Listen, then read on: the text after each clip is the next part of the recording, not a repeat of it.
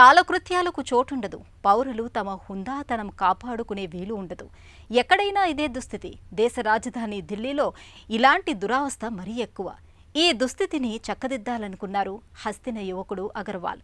Plastic సీసాలతో మూత్రశాలలు, మరుగుదొడ్లు నిర్మిస్తున్నారు. స్నేహ బృందంతో కలిసి పౌరుల హుందాతనం కాపాడేందుకు పనిచేస్తున్నారు. ప్లాస్టిక్ కాలుష్య నివారణకు తోడ్పడుతున్నారు.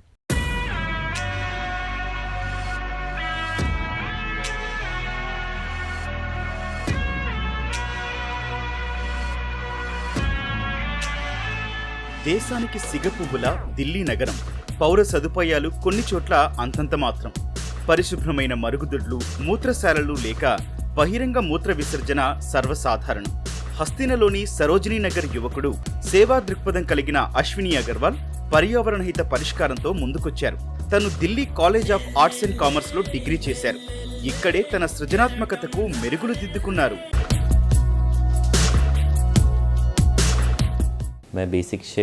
నేను బేసిక్ షీట్ అనే సంస్థను నిర్వహిస్తున్నాను. అది ప్లాస్టిక్ వ్యర్థాలతో పునర్వినియోగ వస్తువులను తయారు చేస్తోంది. వీధుల్లో వేర్వేరు అవసరాలు తీర్చే వస్తువులను ఉత్పత్తి చేస్తుంది. మూత్ర విసర్జనకు నేను తొలిసారి తయారు చేసిన ప్లాస్టిక్ టాయిలెట్ ను ఢిల్లీ ఎయిమ్స్ బయట ఉంచాం. అది నా భవిష్యత్తు సేవా కార్యక్రమాలకు ప్రేరణనిచ్చింది. విచారించాల్సింది ఏమిటంటే ఇప్పటికీ బయటనే మూత్ర విసర్జన చేయడం కంటపడుతోంది. అశ్విని అగర్వాల్ తన మిత్రులు అదితి, ఆశు, యువ, సహజ్తో కలిసి మూత్ర విసర్జన విభాగాలు, టాయిలెట్ల ఏర్పాటును చూస్తున్నారు. ఇలా సురక్షితమైన పరిశుభ్ర వాతావరణం నెలకొనేందుకు కృషి చేస్తున్నారు. మిత్రులతో 2014లో అశ్విని ఢిల్లీ ద్వారకాలో బేసిక్ షీట్ పీపీ టాయిలెట్ నెలకొల్పారు. తద్వారా బహిరంగ మూత్ర విసర్జన సమస్యకు ఓ పరిష్కారం చూపారు. ప్రజల అవగాహనకు, ఆచరణయోగ్య పరిష్కారాలకు బాట వేశారు. అశ్విని అగర్వాల్ ప్లాస్టిక్ వ్యర్థాలతో పీపీ టాయిలెట్ నమూనాను రూపొందించారు. పర్యావరణ అనుకూలత, ఆర్థిక స్థోమతపై దృష్టి సారించారు.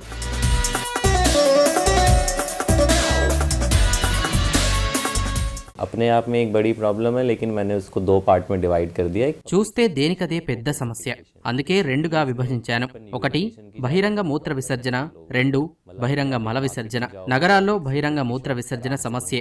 మీరు ఏ బజారుకెళ్లినా సిగరెట్ల కొట్టు కనబడుతుంది, కానీ టాయిలెట్ ఉండదు. ఈ సదుపాయ కల్పనకు కృషి సాగిస్తున్నాను.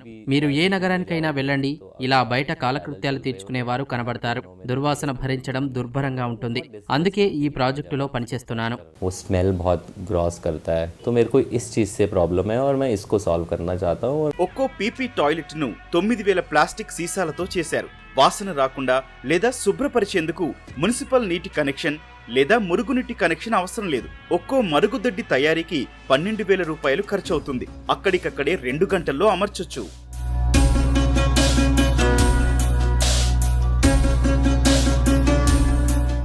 मेरा बड़ा बेटा थोड़ा दिमाग का कम है, तो यही है ना जो कुछ भी हमारा. నా పెద్దబ్బాయికి అసలే ఆరోగ్యం బాగాలేదు. వాడొక్కడే నాకు అండ. అందుకే వాడు ఎక్కడికైనా వెళితే నాకు ఇబ్బంది. నేనేమో ఫ్యాక్టరీలో రోజంతా చాకిరీ చేస్తే వచ్చేది 50 నుంచి 100 రూపాయలే. మీ అబ్బాయిని ఈ టాయిలెట్ ప్రాజెక్టు పనులకు పంపిస్తున్నారు. ఎవరు పెళ్లి చేసుకుంటారమ్మా? కాస్త ఆలోచన చేయండి అంటుంటారు తోటివాళ్లు. నేనేం చేయగలను? వాడు నా మాట వినడు అని జవాబిస్తాను. తను చేసే పని మంచిదే, కాదనను. కానీ తన జీవనోపాధి చూసుకోవాలి కదా. ये भी होता है, गृहस्थी भी देखो, दुख सुख भी देखो, ये भी होना चाहिए ना. అన్నట్లు వీధుల్లో నెలకొల్పే మూత్రశాలకు పెద్దగా నీరక్కర్లేదు. లేకపోయినా ఏమీ కాదు, దుర్వాసన రాదు. యూనిట్ ని త్వరగా అమర్చొచ్చు. పారిశుధ్యం మెరుగుపడాలన్న తన అభిలాష ప్లాస్టిక్ వ్యర్థాలతో పర్యావరణహిత మరుగుదొడ్ల ఏర్పాటుకు దారితీసింది. బేసిక్ షీట్ వ్యర్థాల నిర్వహణ వస్తువులను ఢిల్లీ రాజధాని ప్రాంతంలో అమర్చుతుంది. సామాజిక మార్పు కోసం ముందుకొచ్చే వారికి సహకారం అందిస్తోంది.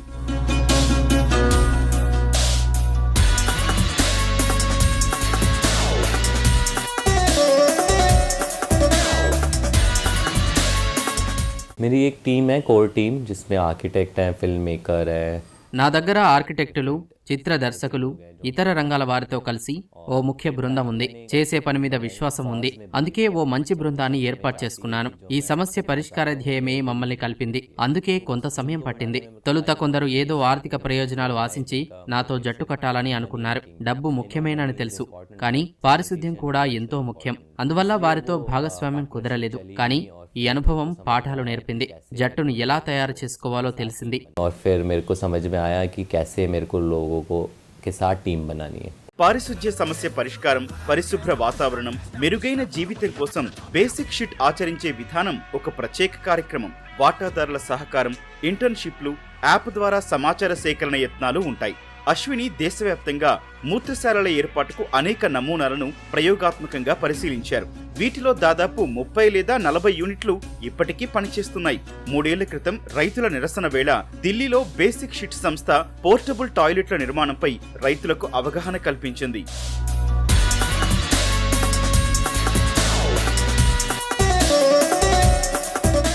तो अभी जो हम टॉयलेट बना रहे हैं वो ड्राई टॉयलेट है. ఇప్పుడు మేము తయారు చేస్తున్న మరుగుదొడ్డి పూర్తి పొడిగా ఉండేది.